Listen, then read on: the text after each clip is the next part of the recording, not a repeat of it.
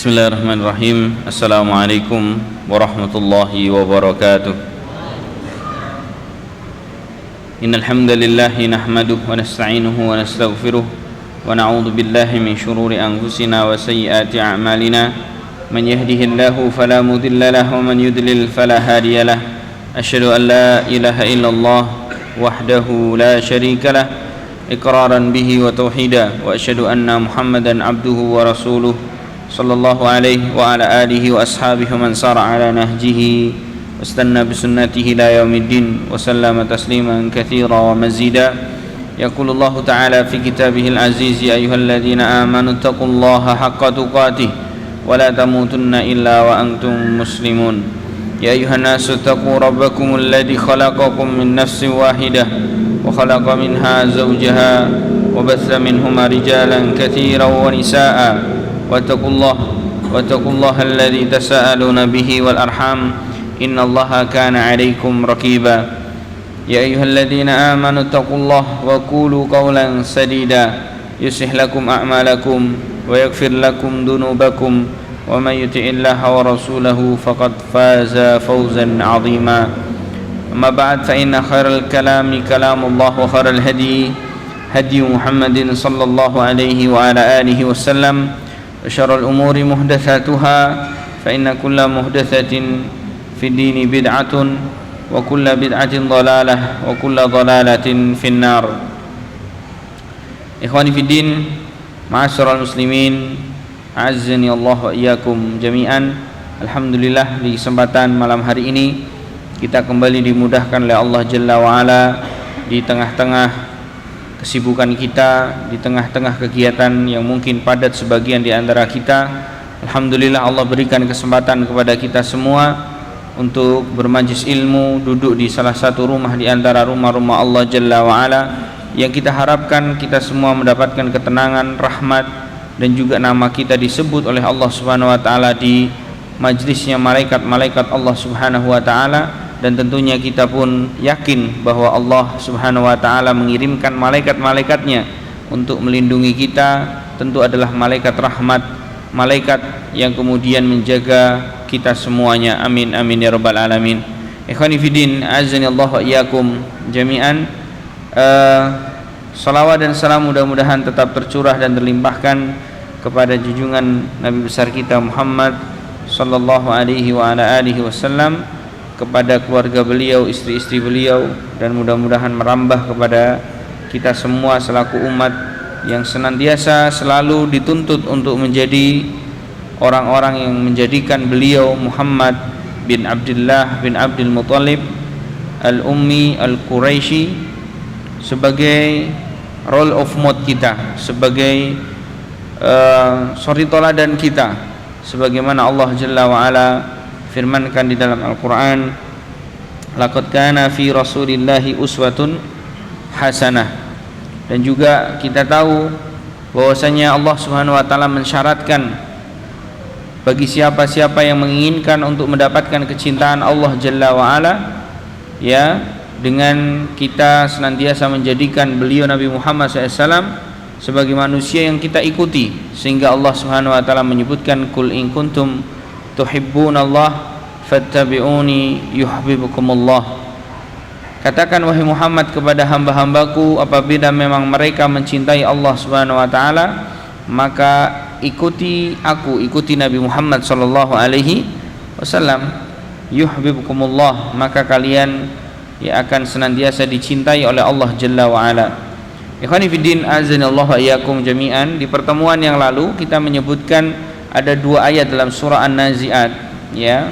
Kita masuk pada pembahasan kita, yaitu pembahasan tafsir Ibnu Katsir. Namun di pertemuan yang terakhir atau pertemuan pembahasan tafsir kita menyebutkan dan menjelaskan baru dua ayat, karena memang mengingat dua ayat yang pertama dalam surah An-Nazi'at ini sangatlah panjang penjelasannya, karena kaitannya dengan kematian seseorang. Dan kemarin sudah kita sebutkan hadis dari Bara' bin Azib yang menjelaskan tentang gambaran, ya, atau situasi yang Rasulullah SAW sampaikan dalam hadis Bara' bin Azib, di mana setiap hamba yang akan meninggal dunia akan didatangi oleh malaikat-malaikat, namun keadaannya ada dua.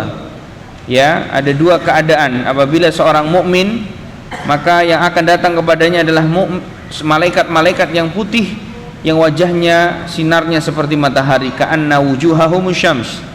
Sebaliknya apabila orang itu adalah orang yang buruk, orang yang kafir, dalam riwayat disebutkan inna abdal kafir, dalam riwayat itu disebutkan hamba kafir. Riwayat yang lainnya menyebutkan inna abdal fajir, yaitu seorang mukmin yang mungkin dia tidak kafir tapi dia mukmin, hanya saja dia adalah orang yang bermaksiat kepada Allah Subhanahu wa taala, yang menjadikan kemaksiatannya itu menjadi kebiasaan ataupun rutinitas, atau orang yang kemudian memang seringkali melakukan kemaksiatan. Maka keadaan orang-orang seperti ini akan didatangkan kepadanya malaikat-malaikat sudul wujuh, yang wajahnya itu hitam pekat mengerikan, bahkan baunya mereka itu adalah bau-bau yang busuk, ya, menggambarkan betapa kemudian mengerikan keadaan tersebut oleh Rasulullah sallallahu alaihi wasallam, sampai-sampai disebutkan dalam hadis yang lainnya, di mana orang-orang yang ketika mereka dicabut dalam keadaan buruk, maka jenazah itu akan berkata, ya, saking mengerikannya itu jenazah itu bisa berbicara, namun tentu pembicaraan yang mereka bicarakan tidak didengar oleh kita yang masih hidup. Ya, seandainya kemudian didengar, ya tentu nggak ada yang berani layat, kan itu. Seandainya kemudian teriakan-teriakan jenazah ataupun orang-orang yang sudah meninggal dunia didengar oleh kita, saya yakin tidak ada namanya panitia penguburan jenazah. Kenapa? Karena semuanya takut, ya. Oleh karena itu disebutkan dalam hadis yang lainnya, dan hadis ini disebutkan oleh Imam Nawawi dalam Riyadhus Shalihin, di mana kemudian Rasulullah SAW menerangkan, ketika orang itu idza kanat salihah, kata Nabi SAW, apabila jenazah itu baik, maka yang akan dikatakan qaddimuni, ayo cepatkan aku. Jadi dia minta disegerakan. Namun ketika orang itu adalah orang yang kafir, atau wa idza kanat ghair salihah, apabila jenazahnya itu bukan jenazah yang baik, maka dia akan mengatakan ya wailaha aina satadhhabuna biha, wahai duhai manusia, celaka aku, mau dibawa kemana jenazahku itu atau jasadku itu. Nah, ini menerangkan kepada kita betapa gambaran yang digambarkan, ya, dan situasi yang disebutkan oleh Rasulullah SAW begitu mengerikan. Oleh karena itu, ikhwani fiddin azanillahu wa iyyakum jami'an, setiap kita dalam setiap ibadahnya itu kita diselipi oleh Rasulullah SAW untuk kita berdoa kepada Allah dari fitnah hidup ataupun fitnah kematian. Lebih spesifik lagi, kita diminta untuk kita meminta kepada Allah Subhanahu wa taala perlindungan dari fitnah kubur, ya, yang kita kenal dengan doa akhir tahiyat akhir, ya, Allahumma inni a'udzubika min adabi jahannam wa min adabil qabri wa min fitnatil mahya wal mamati wa min syarri fitnatil masihid dajjal. Doa itu kenapa kemudian kita suruh mengulang-ulang, bahkan setiap hari berapa kali? Berarti berapa kali? Minimalnya itu 5 kali. Doa itu minimal 5 kali. Kalau kita sholat sunnah mungkin ba'diyah, qobliyah, berarti itu lebih, kita meminta kepada Allah Subhanahu wa ta'ala. Kenapa? Karena memang fitnah ini sangat mengerikan jamaah, dan fitnah itu lambat atau cepat kita pasti akan mengalami. Allah Subhanahu wa taala hanya kemudian menjamin bagi mereka yang kemudian yutsabbitullahu alladhina amanu bil qauli tsabiti fil hayatid dunya wa fil akhirah. Hanya orang-orang yang berimanlah, dan tentu orang-orang yang imannya itu tidak dicampur adukkan dengan kesyirikan. Dalam ayat yang lainnya, alladzina amanu wa lam yalbithu imanahum bidzulmin ulaika lahumul amnu wa hum muhtadun. Maka yang dijamin oleh Allah Subhanahu wa taala hanya mereka orang-orang yang memiliki keimanan. Dan tentu iman yang dimaksud bukan berarti kita sudah beriman, berKTP-kan Islam, tinggal di masyarakat orang-orang yang memiliki masjid lalu kemudian di sana sholat. Tidak hanya itu, tetapi tentu iman yang dimaksud yang seringkali saya ulang-ulang adalah al-iman i'tiqadu bil janan wa qawlu bil lisan wal amalu bil arkan. Yang harus kemudian menghadirkan seorang yang beriman itu keyakinan dalam hati, artinya keyakinan yang hubungannya dengan akidah, bagaimana kemudian beriman kepada Allah dengan rububiyahnya, uluhiyahnya, asma dan sifatnya, bagaimana mengimani apa yang Allah firmankan dalam Al-Quran, bagaimana mengimani dan meyakini apa yang disabdakan oleh Nabi SAW. Ya, ini yang kemudian perangkat-perangkat itu tidak bisa lepas dari diri kita. Ya, wa qaulu bil lisan, dan tentu keyakinan itu harus kita realisasikan dengan lisan kita. Jangan kemudian ada sebagian di antara kita beriman tetapi takut mengucapkan diri kita adalah orang beriman. Ya, tidak boleh, harus kemudian kita ucapkan dengan lisan kita, dengan kita sholat, dengan kita mungkin mendengarkan adzan lalu kita jawab, dengan kita mengucapkan salam sebagaimana Nabi SAW ingatkan, ya afsus salama bainakum, ya, dan seterusnya banyak sekali dalil-dalil yang kemudian menerangkan bahwa iman itu tidak hanya diam pada hati kita dan keyakinan kita, namun harus diungkapkan dengan lisan kita. Ya, kemudian juga dengan perbuatan kita, sebagaimana Rasulullah SAW ingatkan apa? Wa imatatul adza'i anit tariq, adalah merupakan bagian dari iman. Menyingkirkan duri di jalanan bagian dari perkara iman. Ya. Dan kemudian ibtisamuka fi wajhi ahika laka shadaqah, menggerakkan ya sekedar urat dari wajah kita untuk kemudian terlihat tersenyum saja, itu bagian dari ibadah. Padahal itu gerakan yang sangat simpel, tidak membutuhkan kemudian modal yang besar untuk kemudian membeli urat-urat untuk kita taruh di wajah kita, cukup kita senyum, selesai. Itu adalah bagian dari iman dan realisasi daripada keyakinan dan lisan kita untuk kemudian kita memberikan senyuman dan memberikan kebahagiaan, idhalus surur kepada saudara-saudara di sekitar kita. Ini semuanya ikhwani fiddin azanillahu iyyakum jami'an adalah iman yang dimaksud, yang kemudian bisa menyelamatkan kita nantinya ketika kita nanti mendapatkan fitnah-fitnah kubur. Ikhwani fiddin azanillahu iyyakum jami'an. Kemudian yang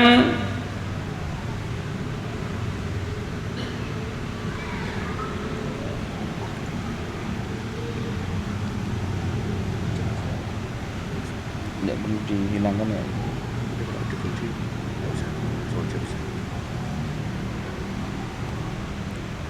Kemudian ikhwani fiddin azanillahu iyyakum jami'an, di pertemuan yang lalu juga kita sudah sebutkan beberapa keterangan ketika Allah Subhanahu wa taala menyebutkan wan nasyitati nashta.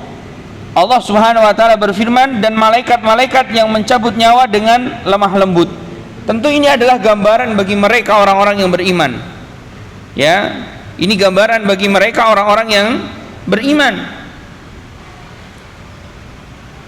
Di sisi lain kita tahu tadi sudah kita sebutkan sedikit, walaupun ini tidak perlu kita ulang kembali, bagaimana keadaan orang-orang kafir itu begitu menyeramkan dan begitu ya tidak menyenangkan, karena mereka diperlakukan dengan kasar, mereka diperlakukan dengan betul-betul bengis oleh malaikat-malaikat Allah yang Allah memang tugaskan untuk itu. Ya, bukan kemudian malaikat-malaikat itu berencana sendiri, wah ini agak balelo ini, keplaki we, bukan begitu. Tapi memang tugasnya mereka memang sudah diperintahkan oleh Allah untuk kemudian mencabut nyawa orang-orang yang dimasukkan kategorinya sebagai sijin, orang-orang calon penghuni neraka. Dalam Al-Quran disebutkan wa ma adraka ma sijin. Apa kata Allah? Apa yang kemudian kalian tahu dari sijin? Ternyata sijin itu adalah kitab yang Allah Subhanahu wa taala siapkan bagi mereka calon-calon penghuni neraka. Antum bisa lihat nanti dalam tafsir, insyaallah kita akan pelajari nanti insyaallah.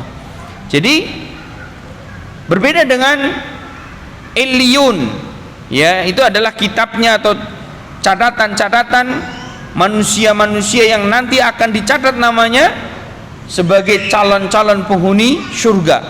Kalau sijin itu adalah kitab catatan pada mereka orang-orang calon penghuni neraka.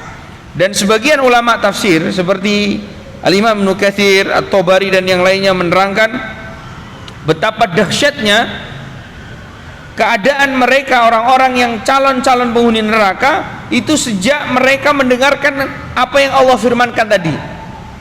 Jadi kemarin sedikit saya sampaikan, Bara bin Azib menyebutkan Rasulullah SAW menceritakan orang yang meninggal dunia itu akan diangkat ke langit yang ketujuh. Jadi dia diangkat, dihadapkan dulu terhadap kepada Allah Subhanahu wa taala. Jadi tidak meninggal kemudian ruhnya itu di dunia saja, tidak, tapi ruhnya diangkat. Dan itu diterangkan dalam hadis Bara' bin Azib, di mana setiap kali dia melewati langit yang pertama, maka langit-langit itu sengaja ditutup pintunya oleh malaikat-malaikat Allah kalau orang itu jelek. Jadi bahasanya itu ruhnya itu tidak diterima oleh malaikat-malaikat Allah. Ya, gampangannya itu begitu. Jadi ini orang jelek diciri-cirikan oleh Rasulullah SAW, bau ruhnya busuk, bau ruhnya itu jelek sehingga malaikat-malaikat itu tidak kuat dengan baunya. Ya, bau busuk. Bahkan malaikat-malaikat ini mereka melaknat ruh-ruh yang buruk tadi. Bayangkan. Jadi sejak dia meninggal dunia itu sudah tahu bahwa nanti keadaan dia nanti di akhirat itu seperti apa. Maksudnya keadaan nanti dia setelah dikebumikan atau dikubur, nanti dia berada di alam kubur. Setelah itu dia sudah membayangkan nanti kalau hari kiamat, ya, seperti apa dan bagaimana dia sudah tahu dari awal. Oleh karena itu orang-orang yang kemudian meninggal dalam keadaan keburukannya mereka itu tidak ada satupun yang berharap terjadi hari kiamat. Kenapa, Ustaz? Karena mereka tahu bahwa yang mereka akan alami berupa kepayahan, kesusahan itu lebih dahsyat, lebih mengerikan daripada keadaan yang mereka sudah alami pada saat itu. Yang ada adalah Allah menerangkan dalam Al-Quran, orang-orang yang seperti ini hanya akan mengatakan Rabbirji'uni, ya Allah pulangkan aku, ya Allah pulangkan aku. Hanya itu harapannya. Walaupun mereka kemudian akhirnya dikatakan oleh Allah tidak mungkin. Ada yang mereka mengatakan fa as-saddaqa wa aku minas solihin. Ada yang kemudian mereka mengatakan, ya, Rabbirji'uni la'alli a'malu salihan fima tarak. Ya Allah pulangkan aku agar aku bisa melakukan amal soleh yang aku banyak tinggalkan. Jadi macam-macam keadaannya. Nah, orang yang buruk itu hanya berharap itu tidak terjadi hari kiamat. Ojo kiamat sih, aku pengen tobat, aku pengen balik, aku pengen sholat, aku pengen sedekah, aku pengen ngaji, aku pengen murojaah, aku pengen maca Quran, aku pengen semua kebaikan dia berharap untuk kemudian dia kerjakan. Tapi begitu kemudian, ya, mereka mengatakan demikian, Allah Subhanahu wa taala firmankan di dalam Al-Qur'an, kalla, itu tidak akan terjadi. Kenapa? Orang yang kemudian sudah meninggal dunia itu benar-benar tidak akan pernah kemudian dikembalikan lagi oleh Allah Subhanahu wa taala. Maka dari itu ikhwani fiddin, azani Allah wa iyyakum jami'an, ini menjadi hal yang harus nantiasa kita betul-betul perhatikan dalam aspek kehidupan kita, bahwa hidup kita ini tidak akan kemudian berakhir pada kehidupan dunia saja. Jadi inti dari dua ayat yang Allah Subhanahu wa taala sebutkan, dua malaikat yang berbeda keadaan dalam menyambut nyawa-nyawa manusia itu untuk menjadikan kita hari ini mawas diri, untuk menjadikan hari ini kita punya persiapan. Kira-kira kalau amalanku, perilakuku seperti ini lebih layak untuk didatangkan kepada kita ini malaikat yang seperti apa? Itu menjadi introspeksi. Paham maksud saya ya? Misalkan kita kerjaannya subuh tidur, atau kemudian seringnya bermaksiat, tidak pernah sholat, lalai untuk belajar ilmu agama, pokoknya semua keburukan. Kita bermaksiat, kita ngomong elek, kita tidak bakti sama orang tua, kita lalai dalam mengurus anak dan istri, tidak amanah dalam bekerja, dan seterusnya dan seterusnya. Kira-kira kalau kemudian kita ditanya, itu nanti kalau kita mati yang datang kepada kita siapa? Malaikat rahmat atau malaikat adab? Maka itu menjadi jawaban bagi kita semua. Oleh karena itu teman-teman yang dimuliakan oleh Allah Subhanahu wa taala, tentu ini nasihat bukan hanya untuk antum, tetapi ini untuk ana juga, bahwa semua manusia itu adalah keadaannya hanya ada dua. Keadaan kita manusia itu hanya ada dua keadaan. Apakah kita termasuk orang-orang yang nanti akan didatangkan kepadanya atau kepada kita malaikat-malaikat rahmat, atau waliyadzubillah sebaliknya, yaitu malaikat-malaikat azab. maka itu tergantung pada amalan-amalan kita. Ikhwani fiddin, azanillahu iyyakum jami'an.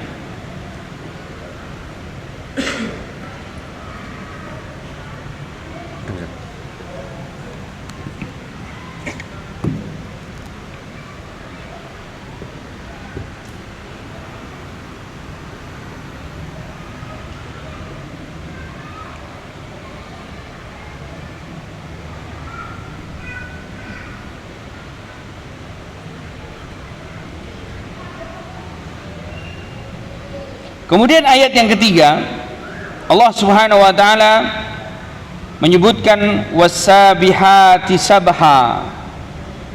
Maknanya apa? Demi malaikat yang turun dari langit dengan cepat. Sebagian ulama menyebutkan makna daripada malaikat turun langit atau turun dari langit dengan cepat, itu ada yang menerjemahkan atau mentafsirkan maknanya adalah sufun. Sufun itu kapal, ya. Tetapi yang jelas kalau kita lihat dari runtutan ayat yang disebutkan sebelumnya, maka tentu ini adalah hubungannya dengan malaikat Allah Subhanahu wa taala. Para ulama kita menyebutkan bahwa tugas daripada malaikat Allah Jalla wa ala berdasarkan hadis-hadis dari Nabi kita SAW itu memang berbeda-beda. Ya, Allah Subhanahu wa taala hanya menyebutkan ciri-ciri daripada malaikat itu memiliki sikap atau sifat yang melekat pada mereka, la ya'sunallaha ma amarahum. Jadi ciri-ciri yang melekat pada malaikat itu adalah apa teman-teman? La ya'sunallaha ma amarahum. Mereka tidak akan pernah memaksiati atau mendurhakai Allah Subhanahu wa taala dengan apa yang mereka diperintahkan atasnya. Ini perbedaan antara malaikat-malaikat dengan kita manusia. Dan malaikat-malaikat Allah itu tugasnya tidak hanya melakukan kebaikan. Kalau malaikat rahmat itu kan melakukan kebaikan, melakukan rahmat gitu ya. Tapi mereka itu sifatnya apa? La ya'sunallaha ma amarahum. Mereka tidak akan memaksiati atau mendurhakai atau belot dari apa yang diperintahkan atas mereka. Jadi perintahnya mereka apa saja itu mereka akan menurut. Dan ini sekaligus membedakan malaikat dengan kita manusia. Karena manusia itu hanya kemudian diperintahkan untuk melakukan kebaikan, diuji oleh Allah Subhanahu wa taala dengan dianugerahi atau mungkin diberikan kepadanya hawa nafsu. Namun dianugerahkan kepadanya pula akal dan pikiran dan hidayah serta taufik dari Allah Jalla wa ala untuk mereka bisa membedakan mana hak dan mana batil, sehingga mereka harus berjuang, berjihad melawan hawa nafsunya untuk kemudian mendapatkan kebaikan dari apa yang kemudian mereka kerjakan dari kebaikan-kebaikan di dunia. Ini bedanya kita dengan malaikat. Jadi kalau kemudian ada pertanyaan, Ustaz, malaikat gimana itu melakukan kejahatan? Katanya kalau orang berbuat jahat itu dihukum, berarti malaikat dihukum. Buddha. Karena itu memang perintah Allah Jalla wa ala. Jadi malaikat berbuat misalkan menghukum, berbuat kasar, ya, memukul, memperlakukan dengan kasar, ya, berbuat keras, itu adalah apa? Perintah Allah Subhanahu wa taala. Paham ya? Kalau kita misalkan mukul orang, ya, yang tidak bersalah, kemudian mengatakan itu kan perintah Allah, boleh nggak? Nggak boleh. Kita dibolehkan untuk misalkan berperang, dibolehkan misalkan memukul itu dengan kaidah, dengan dasar-dasar yang kemudian bersumber dari Al-Quran dan Sunnah Nabi kita Sallallahu Alaihi Wasallam. Ya, seperti misalkan kita dibolehkan untuk memukul anak kita ketika mereka di usia 10 tahun yang belum mau melakukan sholat dengan pukulan takdib, itu juga karena perintah Allah memang. Tetapi perintah Allah itu juga dijelaskan oleh Nabi SAW dan juga tentunya dijelaskan oleh para ulama seperti apa teknis dari pemukulan itu. Ya, tidak bisa kemudian kita berdalil dengan hadis tersebut lalu kemudian kita mukul seenaknya sendiri dengan kasar, dengan bengis, ya, bahkan berefekkan ya luka-luka pada anak kita dengan dalil hadis tadi, tentu tidak dibenarkan. Tapi saya pastikan kepada kita semua yang belajar malam hari ini bahwa kalaupun ada di antara manusia yang kemudian mereka nantinya dihukum oleh malaikat, dipukul, ya diperlakukan dengan kasar oleh mereka, ketahuilah mereka sudah sesuai dengan apa yang menjadi perintah Allah Subhanahu wa ta'ala. Jadi antum nggak bisa protes malaikat, apa Allah sudah memerintahkan kamu untuk begini, nggak perlu ditanyakan lagi, karena mereka punya kaidah la ya'sunallaha ma amarahum wa yaf'aluna ma yu'marun.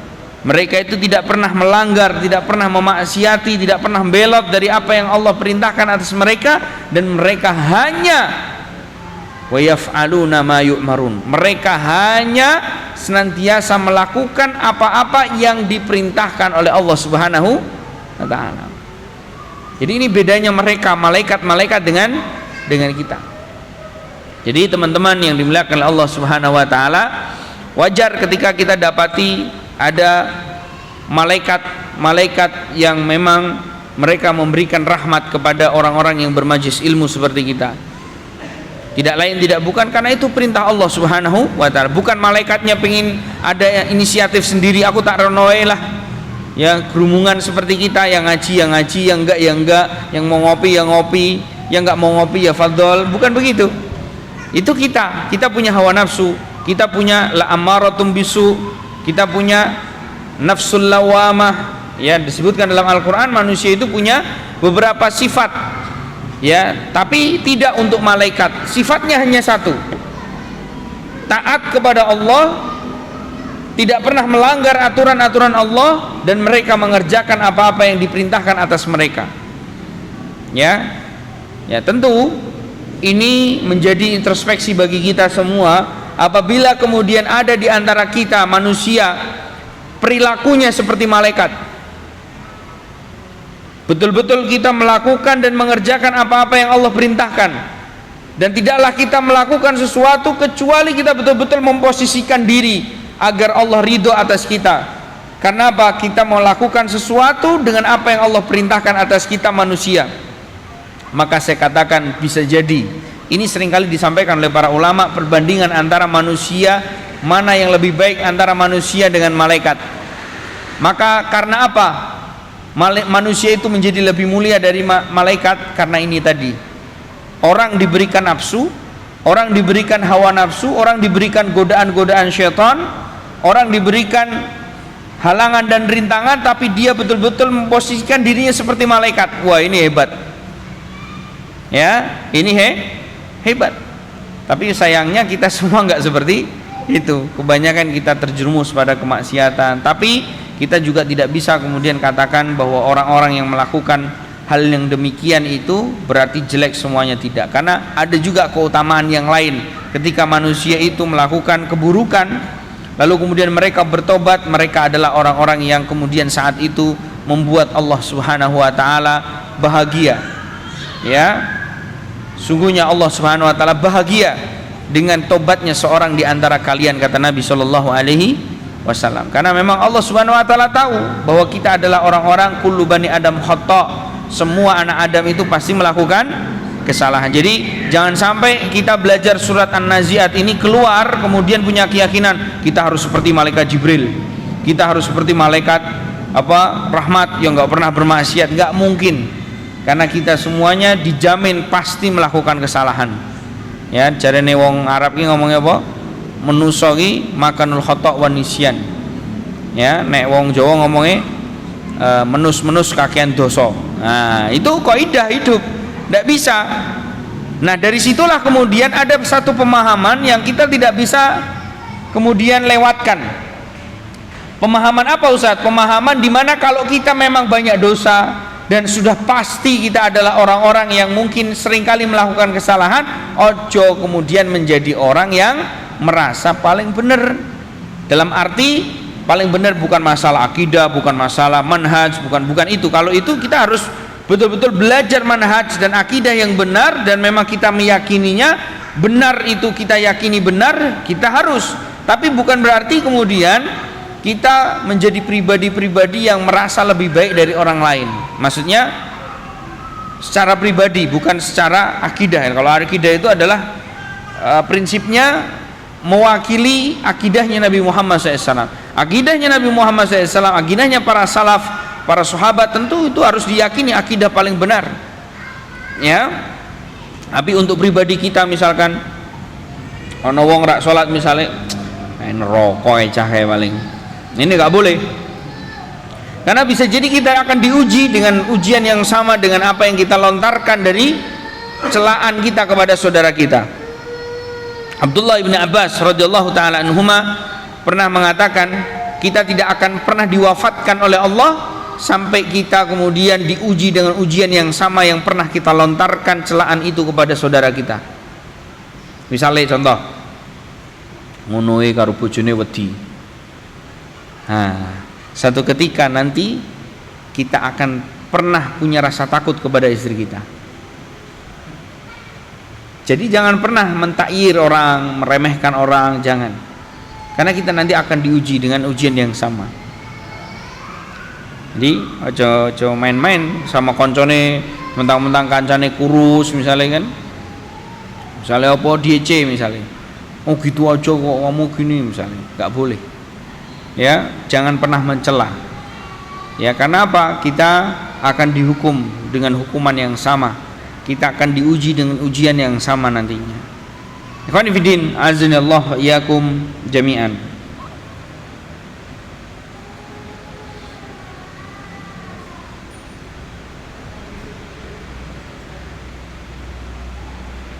Fassabiqati sabqa.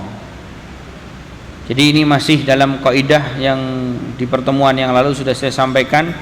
Ini adalah bagian dari rangkaian qasamnya Allah Subhanahu wa taala dengan malaikat-malaikatnya. Sebagaimana kita tahu bahwa Allah Subhanahu wa taala ya maha berkehendak untuk menggunakan semua ciptaannya sebagai objek qasam atau objek sumpah, dan itu adalah haknya Allah Jalla wa ala. Berbeda dengan kita, ya, tentu tidak kemudian memiliki hak sama sekali untuk kemudian memilih objek-objek sumpah kecuali hanya Allah Subhanahu wa taala. Oleh karena itu Nabi kita sallallahu alaihi wasallam mengingatkan kita semua, man halafa bi ghairillah faqad asyrak. Ya, barang siapa yang bersumpah ya atas nama selain Allah Subhanahu wa taala, maka dia telah berbuat syirik. Ya, jadi dalam kita bersumpah, kita tidak boleh, kalau seorang manusia itu nggak boleh bersumpah atas nama selain Allah Subhanahu wa taala, baik itu nama ibu. Ini yang sering kali terjadi di masyarakat kita. Ya, cah cilik-cilik masih saya sering kali dengar, ya demi ibumu yo, demi ibumu, sumpah demi ibumu. Nah, itu nggak boleh. Ya, tolong anak-anak kita dikasih tahu, demi bapakmu. Ya, ini nggak boleh. Ya, dan mereka tahu bahwa itu adalah qasam atau objek sumpah, yang mereka tahu bahwasanya mereka menyebutkan itu tidak lain tidak bukan karena dalam rangka untuk mengagungkan. Paham ya? Kenapa kok panjenengan nih teman-teman yang mungkin dulu pernah sumpah-sumpahan dengan teman-temannya pakai nama ibu? Kenapa? Karena mereka tahu mereka itu kan biasanya kan do ngomong, kalau wong Jawa ki do ngomong apa? Sumpah demi ibumu ki maksudnya sumpah yo demi ibumu kowe ra ngapusi gitu maksudnya. Maksudnya teman-temannya itu hendak ingin menjelaskan kepada dia bahwa kalau kamu dusta ibumu bisa mati loh misalnya. Berarti kan teman-temannya itu ingin menjelaskan kepada orang tadi bahwasanya ibumu kan orang yang kamu hormati, ibumu yang kamu agungkan, kan begitu. Paham maksudnya? Nah, yang demikian ini dalam Islam tidak boleh, karena kita tidak boleh mengagungkan. Beda dengan kita mencintai, kita menyayangi, kita berbakti kepada orang tua kita, ini beda dengan kita mengagungkan. Ya, kita mengagungkan, kita membesarkan, ya ini berbeda. Oleh karena itu, ya kenapa setiap kali kita mendengarkan talbiyah ataukah takbir, atau kita bahasakan dengan takbiran, azan dan seterusnya, adalah untuk membesarkan Allah, karena hakikatnya kita adalah hamba-hamba Allah Jalla wa ala, bukan hamba-hamba manusia. Ya. Nah, ikhwan fillah, azinallahu wa iyyakum jami'an, intinya adalah objek sumpah itu tidak boleh bagi manusia selain Allah Subhanahu wa taala. Sedangkan Allah Jalla wa ala itu berhak untuk memilih objek sumpah ya dari makhluk-makhluk ciptaannya. Namun perlu diketahui, tidaklah Allah Subhanahu wa taala jadikan makhluk-makhluknya sebagai objek sumpah, kecuali yang dijadikan objek sumpah itu pasti adalah perkara yang besar, pasti perkara yang agung, pasti perkara yang bermanfaat bagi manusia. Ya, prinsipnya seperti itu kaidah. Sebagaimana ketika kita mendengar Allah menyebut sumpah atau bersumpah atas nama waktu, karena waktu adalah kasayf. Waktu itu seperti pedang, in lam taqta'aha yaqta'uka. Kalau kita tidak bisa patahkan waktu, tidak bisa memanfaatkan waktu dengan baik, maka waktu itulah yang akan mematahkan kita. Waktu itulah yang akan menyayat-nyayat dan kemudian menghabisi kita. Itu waktu. Dan ini ada nasihat yang bagus sekali dari para ulama kita, bahwa setiap waktu yang kita lewati, 1 detik saja itu tidak akan pernah kembali. Sebagaimana mungkin antum di antara kita mungkin setiap hari dengar azan, Allahu Akbar, Allahu Akbar. Ketika kita beranjak maka kita berhasil. Ketika kita tidak beranjak maka waktu itu kita tidak berhasil. Ustadz, kan masih ada azan lagi nanti, baik itu maghrib, baik itu isya, ataupun mungkin waktu asarnya di hari yang berikutnya. Iya, itu akan terus berjalan. Tetapi waktu asar pada saat yang kemudian kita tinggalkan berupa kelalaian-kelalaian dari sholat itu tidak akan pernah bisa terulang kembali. Artinya kalaupun besok kita semangatnya besok itu tidak menjadikan yang kemarin lalai itu kemudian tertolong, tidak bisa. Paham tidak maksud saya? Antum misalkan tadi sholat isya terlambat, apakah sholat isya yang berikutnya besok tidak terlambat menjadikan sholat isya yang malam yang kamu terlambat itu menjadi tidak terlambat? Tidak, tetap tercatat itu adalah sholat yang terlambat. Berbeda dengan pembahasan Ustadz, tapi kan kita bisa bertobat, boleh, itu pembahasan yang lain. Karena tobat dengan kemudian persoalan waktu yang tidak pernah bisa terulang itu berbeda. Memang banyak dalam kisah hadis-hadis Nabi kita SAW, banyak orang yang sebelum meninggal dunia bertobat, mereka mendapatkan husnul khatimah dan seterusnya. Itu tidak sama dengan waktu yang kita sia-siakan.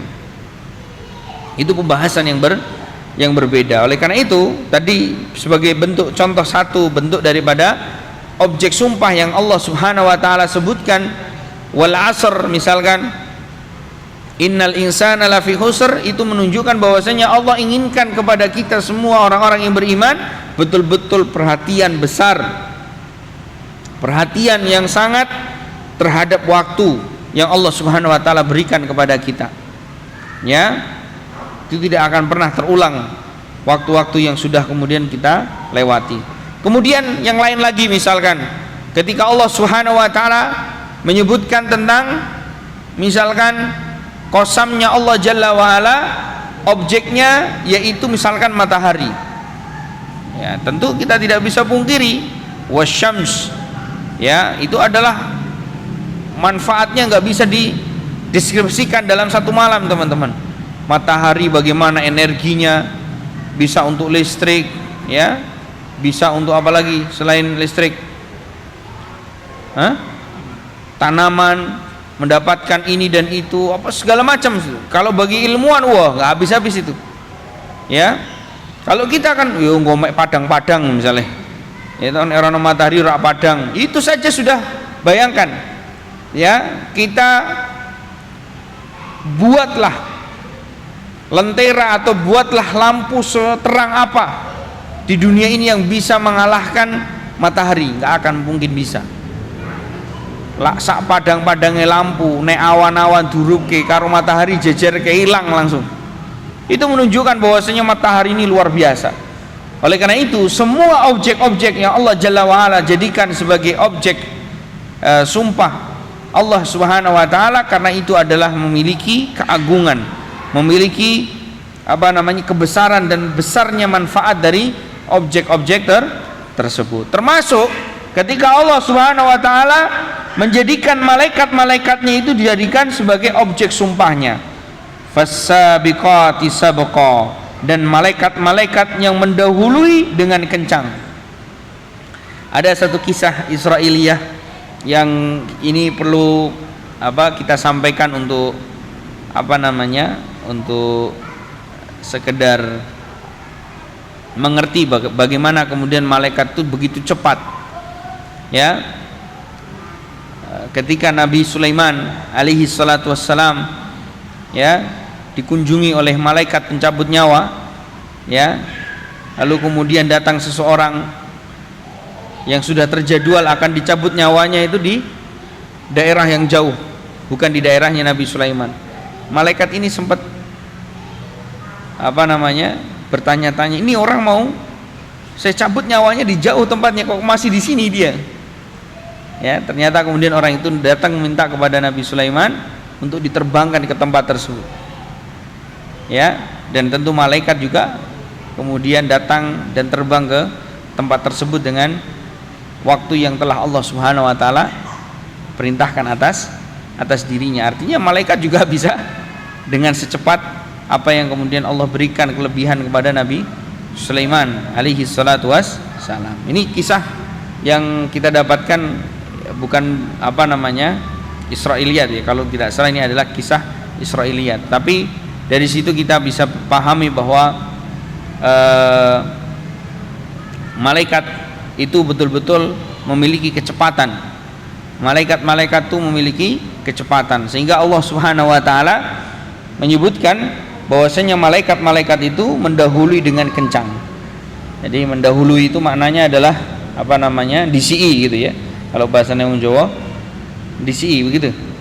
Pokoknya dia berjalannya itu cepat. Ya, tidak seperti kita yang baru lari 1-2 kilo sudah capek. Beda dengan malaikat-malaikat Allah Subhanahu wa taala. Oleh karena itu ada satu riwayat yang sahih, riwayat ini, di mana tugas malaikat-malaikat itu hanya sujud, rukuk, zikir, tasbih, tahmid, takbir kepada Allah Subhanahu wa taala. Tugas mereka tidak makan, tidak minum, tidak tidur. Itu tugas mereka. Maka mereka ini, sekali lagi saya katakan, tidak sama dengan kita. Ya, malaikat-malaikat itu diciptakan oleh Allah Subhanahu wa taala dengan tugasnya mereka masing-masing. Ya, tidak sama dengan kita. Kita diciptakan untuk ibadah. Lalu kemudian kita diciptakan dengan keadaan bodoh, untuk kita belajar, untuk kita menuntut ilmu, untuk kita kemudian open minded, untuk kita kemudian menjadi hamba-hamba yang terus mau belajar, terus mau meningkatkan kualitas hidupnya dan seterusnya. Ya, oleh karena itu, ikhwan fillah azanallahu wa iyyakum jami'an, itu diantara apa yang diterangkan oleh Allah Subhanahu wa taala dari bentuk qasamnya